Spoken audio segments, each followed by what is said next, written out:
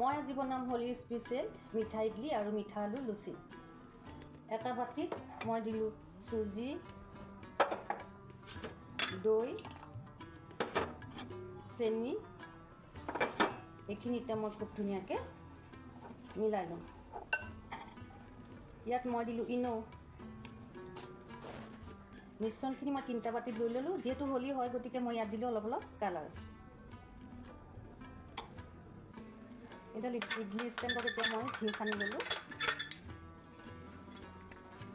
আৰু মই ইয়াত এতিয়া অলপ অলপকৈ দি যাম। ইয়াৰ ওপৰত দি দিলোঁ মই কাজু। ইয়াত ল'লোঁ মই সিজোৱা মিঠা আলু, অলপ ময়দা, অলপ ঘিউ।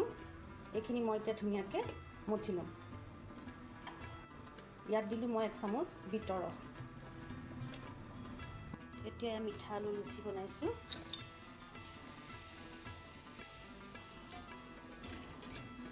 একদম ধুনীয়াকৈ ফুলিছে।